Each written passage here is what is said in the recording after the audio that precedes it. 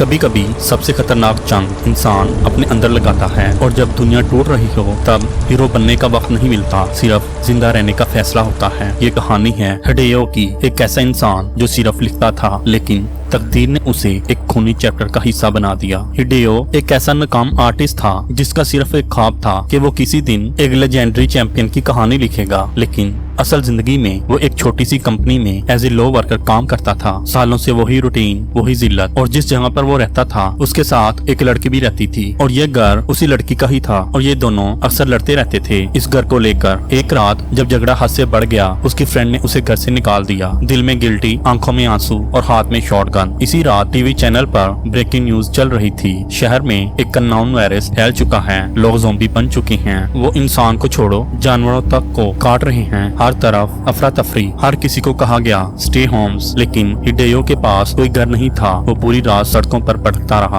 अगली सुबह वो ऑफिस चला जाता है, एक आखिरी जगह जहां वो अपना वजूद महसूस कर सकता था। ऑफिस में 5 लोग थे, डेडलाइन थी, इसलिए उन्हें रात भी वहां गुजारना पड़ती है। तभी हिडेयो की रूममेट का फोन आता है, आवाज में नदामत, सॉरी हिडेयो प्लीज वापस आ जाओ, मैं अकेली हूँ और डर रही हूँ। हिडेयो सुबह नाश्ता लेकर उसे घर पहुँचता है, दरवाजा नॉक करता है लेकिन कोई भी जवाब नहीं आता। वो लेटर बॉक्स से झांक कर देखता है और तब उसका दिल थम जाता है। उसकी वही दोस्त, लेकिन अब वो एक जिंदा लाश बन चुकी थी। आंखों में खून, चाल में खौफ और मुंह से निकलती गुरगुर की आवाज। दरवाजा खोला और उस पर सीधा अटैक किया। हिडेयो ने मुश्किल से उसे पुश किया और उसे घर के अंदर फेंक दिया, लेकिन अब वो लड़की नहीं थी, वो इन्फेक्टेड क्रिएचर थी। अपने पाँव से दरवाजा रोक कर हिडेयो के ऊपर दोबारा झपटती है और जब उसने हिडेयो को काटना चाहा तो हिडेयो ने डोर को बीच में डाल दिया और उसने उसी डोर को भी काट लिया। दरवाजे को काटने की वजह से उसके दांत टूट जाते हैं। हिडेयो हैरान रह जाता है। उसकी आंखों के सामने वो लड़की सिर्फ एक जिंदा लाश थी, फिर भी कह रही थी तुमने मेरी लाइफ बर्बाद कर दी। फिर से अटैक। हिडेयो ने उसे एक बार फिर धकेल कर अंदर किया। ये लड़की उसको काटने की कोशिश करती है, उस पर हमला करती है, लेकिन वो उसे धक्का देता है। वहाँ एक अवार्ड ट्रॉफी रखी हुई थी, स्टील की शार्प एजेस वाली, वो उसके सीने के आर पार हो जाती है और सब कुछ खत्म हो जाता है। बस खामोशी और एक सोच। ये सिर्फ शुरुआत थी। हिडेयो किसी तरह से घर से निकल जाता है और वापस ऑफिस की तरफ भागता है। जब वो अपने ऑफिस का दरवाजा खोलता है उसे लगता है सब कुछ नॉर्मल है, लेकिन फिर उसकी नजर गिरती है अपने मेल कोलीग पर जो बिल्कुल बेहोश सी हालत में टीवी की स्क्रीन को घूर रहा था। कपड़ों पर खून, आंखों में डर और चीख उसके अंदर दब चुकी थी। तभी उनका बॉस वहाँ आता है, लेकिन उसकी आंखों में जिंदा इंसानों वाली रोशनी नहीं थी। उसके पेट में चाकू घुसा हुआ था। फिर भी वो किसी मशीन की तरह चलकर पूछता है क्या तुमने अपना काम कंप्लीट कर लिया? मेरे कोलीग घबरा कर बॉस पर हमला कर देता है, चाकू से कई बार वार करता है, लेकिन बॉस नहीं मरता। आखिरकार वो उसका सर ही क्रैश कर देता है। वो कोलीग बताता है ये कोई वायरस है, अगर इन इन्फेक्टेड लोगों ने काट लिया तो हम भी ज़ॉम्बी बन जाएंगे। ये सुनकर हिडेयो की रगों में बर्फ सी जम जाती है, क्योंकि उसे याद आता है उसकी दोस्त ने उसे काटा था तो वो भी इन्फेक्टेड तो नहीं। घबरा कर जब वो अपना हाथ चेक करता है वहाँ कोई दांत का निशान नहीं होता, क्योंकि उस लड़की के पास दांत ही नहीं थे। उसके दांत तो दरवाजे को काटने की वजह से गिर चुके थे। फिर उसका कोलीग आहिस्ता आहिस्ता बदलना शुरू हो जाता है। आंखों में पागलपन, चेहरे पे कुछ और ही बन रहा था। हिडेयो को कुछ भी समझ नहीं आता, लेकिन कली को सब कुछ समझ आ चुका था। जब उसे रियलाइज होता है कि वो भी अब इन्फेक्टेड हो गया है तो वो अपनी जिंदगी खुद ही खत्म कर देता है। अपना गला काट कर वहाँ खून की नदियां बहा देता है। हिडेयो वहाँ से भागना चाहता है, लेकिन अब सामने उसकी फीमेल कोलीग आ जाती है। वो भी इन्फेक्टेड थी, पूरी बॉडी म्यूटेट हो चुकी थी। ऐसा लग रहा था जैसे उन सब पर किसी शैतानी ताकत का कब्जा हो। हिडेयो ऑफिस से निकलता है और जब बाहर आता है तो हर तरफ ज़ॉम्बी ही ज़ॉम्बी थे। लोग एक दूसरे को काट रहे थे। वो भागता है, एक गाड़ी के पास पहुंचता है। तभी एक लड़की भी भागकर उसके पास आती है और हेल्प मांगती है। हिडेयो अपनी गन निकालता है और ज़ॉम्बी पर गोली चला देता है, लेकिन तभी उसे याद आता है कि उसके पास अभी कोई गन ही नहीं थी। वो सिर्फ इमेजिनेशन कर रहा था। फिर जितने भी सर्वाइवर होते हैं सब मिलकर एक गाड़ी में बैठ जाते हैं और गाड़ी में टीवी ऑन करते हैं और देखते हैं वायरस पूरी सिटी में फैल चुका है, लेकिन किसी को नहीं पता ये वायरस कैसे फैला। तब उनमें से एक आदमी जिसके मुंह से खून निकल रहा था टिश्यू मांगता है और जैसे ही ड्राइवर उसे टिश्यू देता है वो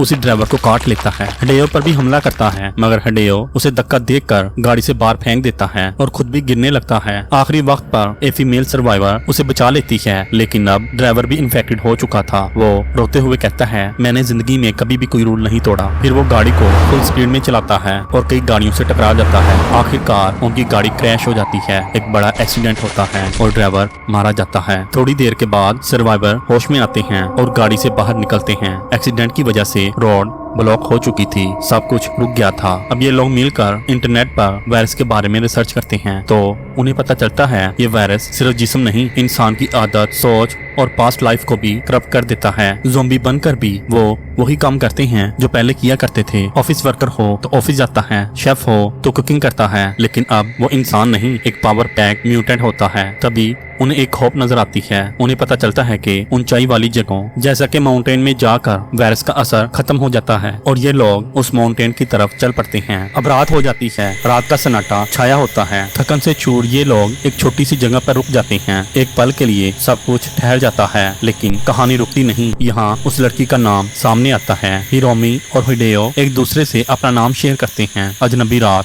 और दो तन्हा लोग, लेकिन हिरोमी हिडेयो के साथ खुद को सेम महसूस करती है। अगली सुबह हिडेयो की आंखें खुलती हैं और उसका दिल एकदम से रुक जाता है क्योंकि हिरोमी की गर्दन पर एक कट का निशान था जो अब काला पड़ चुका था। ये वायरस का निशान था। हिडेयो डर कर उठता है और घबरा कर अपनी बंदूक उठाता है, लेकिन हिरोमी उसे रोकती है और कहती है, मुझे एक छोटे से बच्चे ने काटा था, वो अभी इन्फेक्टेड नहीं था, ये मदर फीड से है, काटने से नहीं। हिडेयो का हाथ कांप रहा था, लेकिन दिल में एक आस थी। वो हिरोमी को नहीं मारता। सोचता है अगर हम माउंटेन तक पहुंच गए तो शायद ये बच जाए। और हिडेयो उससे एक वादा करता है कि मैं तुम्हें कभी अकेला नहीं छोड़ूंगा। दोनों जंगल के रास्ते माउंटेन की तरफ निकल पड़ते हैं, लेकिन जैसे जैसे वो ऊपर चढ़ते हैं हिरोमी कमजोर होती जाती है और फिर एक झटके से वो चीख पड़ती है। उसकी आंखें ज़ॉम्बी की तरह हो चुकी थी। हिडेयो का चेहरा सफेद पड़ जाता है। डर के मारे वो वहाँ से भाग पड़ता है। जंगल के बीच में उसे एक आदमी नजर आता है। वो मदद मांगता है, लेकिन अगले ही लम्हे उस आदमी के मुंह से खून टपकता है। वो भी ज़ॉम्बी बन चुका था। वो ज़ॉम्बी हिडेयो पर चपट पड़ता है और बस मारने ही वाला था कि हिरोमी वहां आ जाती है और ज़ॉम्बी को मौत के घाट उतार देती है। अब हिडेयो को ये समझ आ जाता है कि हिरोमी वायरस से लड़ रही है, वो अभी पूरी तरह से ज़ॉम्बी नहीं बनी। जंगल के रास्तों में भटकते भटकते वो लोग एक शॉपिंग मॉल तक पहुंच जाते हैं, लेकिन मॉल की हालत देखकर पता चलता है यहाँ कोई मौत बसती है। हिडेयो हिरोमी को एक शॉपिंग कार्ट में बैठाता है, आहिस्ता आहिस्ता आगे बढ़ता है। मॉल के अंदर ये लोग एक दुकान पे रुकते हैं और अचानक एक ज़ॉम्बी सेलमैन सामने आता है। वो पूछता है क्या चाहिए आपको। अगला लम्हा वो हिडेयो पर अटैक करता है, लेकिन एक औरत आती है, एक नर्स। वो उस ज़ॉम्बी को मारकर हिडेयो की जान बचा लेती है। मॉल की टेरेस पर कुछ सर्वाइवर छुपे हुए थे। ज़ॉम्बी टेरेस तक नहीं जा सकते थे। ये लोग वहीं अपनी छोटी सी दुनिया बसा लेते हैं। जब भी नीचे जाना होता ये लोग बर्तन बचाकर, गिराकर यानी कि आवाज क्रिएट करके ज़ॉम्बी को डिस्ट्रैक्ट करते हैं और कुछ लोग नीचे जाकर सामान ले आते हैं। इनका लीडर जो हिरोमी और हिडेयो के साथ कोऑपरेट करता है उन्हें खाना देता है और जब वो हिडेयो से मिलता है तो उसकी शॉटगन देखता है। वो इम्प्रेस होता है। सर्वाइवर में एक और नर्स हिडेयो से पूछती है वो लड़की कौन है जो इतनी बेहाल सी तुम्हारे साथ है। हिडेयो जवाब देता है रास्ते में मिली थी, बीमार थी, लेकिन मैंने उसे छोड़ा नहीं। नर्स मुस्कुराती है, तुम एक अच्छे इंसान हो। फिर लीडर एक इमरजेंसी मीटिंग बुलाता है। खाने का स्टॉक खत्म हो रहा था। वो सबके सामने अपने आप को लीडर साबित करने के लिए हिडेयो से उसकी शॉटगन मांगता है, लेकिन हिडेयो उसे मना कर देता है क्योंकि वो शॉटगन उसका सब कुछ थी। तभी दो लोग हिडेयो की गर्लफ्रेंड हिरोमी को टेंट से खींचकर बाहर निकाल देती हैं और कहते हैं इसे मार दो। जब हिरोमी ये सब देखती है कि उसे दो लड़कों ने पकड़ा होता है तो उसमें आग सी भड़क उठती है। वो दोनों को बुरी तरह से मार देती है, लेकिन उसी दौरान उसकी आंख पर लगी हुई पट्टी गिर जाती है और सबको पता चल जाता है हिरोमी इन्फेक्टेड है। तभी लीडर एक तीर से हिरोमी पर वार करता है। वो बेहोश हो जाती है और हिडेयो की शॉटगन भी छीन ली जाती है। अब सब उसके खिलाफ हो चुके थे। लीडर ने उसे गिरवी रख कर पावर ग्रैब कर लिया था, लेकिन कहानी यहाँ खत्म नहीं होती। आगे जो होने वाला था उसने सब कुछ बदल डालना था। अब कहानी एक नए मोड़ पर आती है। नर्स हिरोमी का चेकअप करती है और आहिस्ता से हिडेयो को बताती है ये अभी मरी नहीं बल्कि जिंदा है। फिर हम देखते हैं पूरा ग्रुप वहां पहुंचता है, लेकिन इस बार हिडेयो से जबरदस्ती की जाती है। उसे खाना लाने के लिए जबरदस्ती साथ ले जाया जाता है। नर्स उसे यकीन दिलाती है मैं हिरोमी का ख्याल रखूंगी। सब लोग चुपचाप हल्के कदम रखते हुए नीचे उतरते हैं। वहाँ कोई ज़ॉम्बी नहीं होता, सब कुछ खामोश होता है। एक ऐसी खामोशी जो तूफान से पहले वाली होती है। मॉल के अंदर जाकर सब लोग जल्दी जल्दी खाना जमा करते हैं, लेकिन तब ग्रुप का लीडर सबसे अलग हो जाता है। उसके दिल में एक जहर भरा हुआ था, बदला लेना है सबसे। और फिर वो माल के स्पीकर सिस्टम पे लाउड म्यूजिक चला देता है, एक ऐसा सॉन्ग जो मौत का सिग्नल बन जाता है। स्पीकर की गूंज ज़ॉम्बी के लिए सायरन बन जाती है और वो दीवानों की तरह चारों तरफ से माल की तरफ भागते हैं और अटैक शुरू हो जाता है। हिडेयो ये सब देखता है और भाग के एक कब्रिस्तान जैसी जगह में छुप जाता है, लेकिन बाहर एक ऐसा ज़ॉम्बी भी था जो अजीब अजीब सी हरकतें कर रहा था, जैसे वो गाने से इम्प्रेस हो रहा हो, जैसे वो पावर ले रहा हो। एक लंबी छलांग लगाता है और सीधा टेरेस तक पहुंच जाता है जहां बाकी सर्वाइवर थे। वहां भी तबाही मच जाती है और सारे के सारे सर्वाइवर अब ज़ॉम्बी बन गए थे। नर्स और हिरोमी पैनिक में थे और नर्स हिरोमी को लेकर छुप जाती है और नीचे आने लगती है। उसके पास होता है वॉकी टॉकी। वो वॉकी टॉकी पे कॉल करती है, लेकिन दूसरी तरफ दूसरा वॉकी टॉकी हिडेयो के पास होता है। जैसी हिडेयो उसकी आवाज सुनता है, उसकी रगों में खून दौड़ने लगता है। वो निकलता है और चीख कर कहता है, मैं हिडेयो हूँ, अभी जिंदा हूँ और तुम लोग बेसमेंट में आ जाओ। नर्स हिरोमी को लेकर बचाती हुई नीचे आती है। रास्ते में उसे वो लीडर मिलता है, लेकिन लीडर अब इन्फेक्टेड था और लीडर इन दोनों पर अटैक कर देता है और ये दोनों वहाँ से अपनी जान बचा कर भाग जाती हैं। तब एक ज़ॉम्बी हिडेयो पर भी अटैक कर देता है और उसके बाजू पर काटने की कोशिश करता है, लेकिन उसके हाथ में गड़ियां इतनी ज्यादा थीं कि दांत अंदर तक नहीं जा सकते। वो ज़ॉम्बी को मार देता है और दोबारा उठता है, अपनी शॉटगन हाथ में ले लेता है। बाकी सर्वाइवर भी एक एक करके मारे जा चुके थे और तब उसे नर्स फिर से मिलती है। वो देखता है एक ज़ॉम्बी हिरोमी के बिल्कुल पास ही खड़ा है।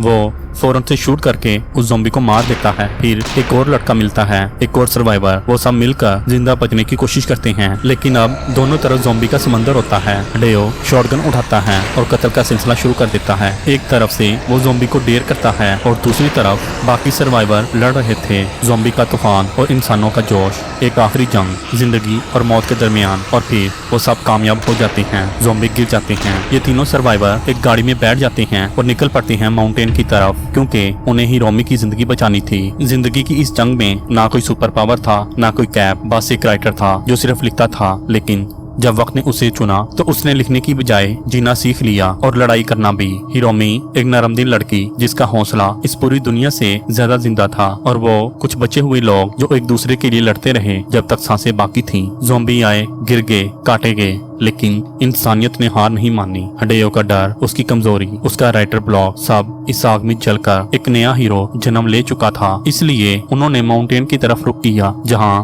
शायद जिंदगी फिर से शुरू हो सके, एक नई दुनिया, एक नई रोशनी के साथ। आपको इस मूवी की एक्सप्लेनेशन कैसी लगी? अपने राय का इजहार कमेंट सेक्शन में जरूर करें। शुक्रिया।